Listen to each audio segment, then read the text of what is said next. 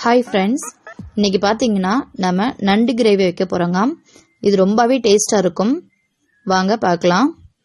இதுக்கு பார்த்தீங்கன்னா ஃபஸ்ட்டு ஒரு இருப்பு சட்டியை ஹீட் பண்ணிவிட்டு, இப்போ நான் காட்டுறேன் இல்லையா, இதுக்கு 2 ஸ்பூன் எண்ணெய் விட்டுக்கோங்க. அப்புறம் பார்த்தீங்கன்னா ஒரு பிரிஞ்சில் 2 துண்டு பட்டை, 2 அன்னாச்சி பூ, 3 லவங்கம் அதை சேர்த்துட்டு 2 மீடியம் சைஸ் பல்லாரி, ஒரு 5-6 சின்ன வெங்காயம் எல்லாத்தையும் சேர்த்து நல்லா வதக்கிக்கலாம். இந்த நண்டு இந்த மாதிரி வைக்கிறதுக்கு வந்து பார்த்தீங்கன்னா நல்லா அகண்ட பாத்திரமா எடுத்துக்கோங்க. இப்போ இதுக்கு தேவையான உப்பு சேர்த்துக்கிறேன். நல்லா வெங்காயம் வதங்கி வரட்டும்.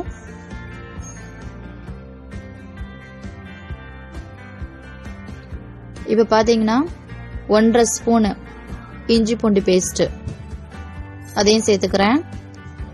அதோட பச்சை வாசனை போகிற அளவு நல்லா வதக்கிக்கலாம்.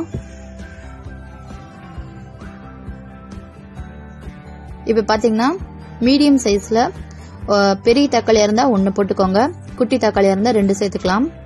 நான்வெஜ்ஜுக்கு நான் ஏற்கனவே சொன்ன மாதிரி தக்காளி அதிகமாக சேர்க்க வேண்டாம். நல்லா வதங்கி வரட்டும்.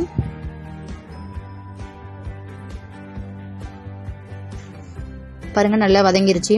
இப்போ என்ன பண்ணலாம்னா, நம்ம வந்து தேங்காய் அரைச்சி வச்சிருக்கோம். தேங்காய் வந்து இதில் என்னென்ன சேர்த்து அரைச்சி வச்சிருக்கோம்னு பார்த்தீங்கன்னா, தேங்காய், பொட்டுக்கடலை, பெருஞ்சீரகம், பொட்டுக்கடலை சும்மா 1 ஸ்பூன் இருக்கிற மாதிரி போட்டுக்கலாம். தேங்காய் வந்து அரை முடின்னு சொல்லுவாங்க, அந்த இது ஃபுல்லாக எடுத்திருக்கேன். 1 ஸ்பூன் வந்து பெருஞ்சீரகம் எல்லாம் சேர்த்து அரைச்சிருக்கேங்க. இப்போ பார்த்தீங்கன்னா இது வந்து குழம்பு மிளகாய் தூள், இது ஒரு 3 ஸ்பூன் சேர்த்துருக்கேன். எனக்கு வந்து இதில் காரம் வந்து இருக்கும், ஸோ நான் 3 ஸ்பூன் இந்த பொடி மட்டும் தான் சேர்த்துருக்கேன். உங்களுக்கு தேவை அப்படின்னா காரம் எக்ஸ்ட்ரா சேர்த்துக்கலாம். இதில் 1/2 ஸ்பூன் கரம் மசாலா தூள், 2 டீஸ்பூன் சீரகத்தூள் போட்டு சிம்லே வச்சுட்டு நல்லா வதக்கிக்கலாம். ஏன் அப்படின்னா அந்த பொடி வந்து அடிப்பிடிக்கும், பொடி வந்து கருகிடும். ஸோ சிம்மில் வச்சு நல்லா ஃப்ரை பண்ணிக்கலாம். இப்போ பார்த்தீங்கன்னா சும்மா ஒரு 1/4 டம்ளர் மட்டும் தண்ணி இருக்கிற மாதிரி அந்த தேங்காய் தண்ணி வந்து கழுவி ஊற்றிருக்கேன்.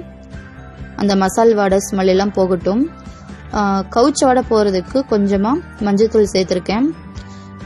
இதில் பார்த்தீங்கன்னா நான் தேங்காயிலேயே மிளகுத்தூள் வந்து நான் சேர்த்துருக்கேன்.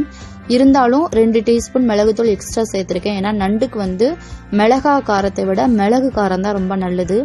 சின்ன குழந்தைகளுக்கும் கொடுக்கலாம். இப்போ பார்த்தீங்கன்னா ஒரு 3/4 டம்ளர் தண்ணி ஊற்றிருக்கேன். நல்லா அந்த பொடியெல்லாம் போட்டிருக்கோம் இல்லையா, அந்த பச்சை ஸ்மெல் எல்லாம் போகட்டும். அந்த மசாலா இருந்து சும்மா குட்டி குட்டி பபுள் மாதிரி வரும். அந்த டைம்ல நீங்க வந்து உப்பு காரம் 2ஐயும் டெஸ்ட் பண்ணிட்டு சேர்க்கணும் அப்படின்னா இந்த டைம்ல சேர்த்துருங்க. சேர்த்துட்டு அதுக்கு அடுத்து வந்து நீங்க நண்டு சேர்த்துக்கலாம். ஏன் நண்டு சேர்த்தாச்சு அப்படின்னா நம்ம போடுற உப்பு காரம் வந்து ஒரே சைடா ஒதுங்கிடும். ஸோ நீங்க வந்து இந்த பேஸ்ட் மாதிரி இருக்குது இல்லையா, அந்த டைம்ல நீங்க பார்த்துக்கோங்க உப்பு காரத்தை. நண்டு போட்டுட்டு இப்போ வந்து எல்லாத்துலயும் கோட் ஆகிற மாதிரி பண்ணிக்கலாம். எல்லாத்துலயும் கோட் ஆயிடுச்சு. இப்போ பார்த்தீங்கன்னா இதில் ஒரு 1/2 டம்ளர் மட்டும் நான் தண்ணி சேர்த்துருப்பேங்க.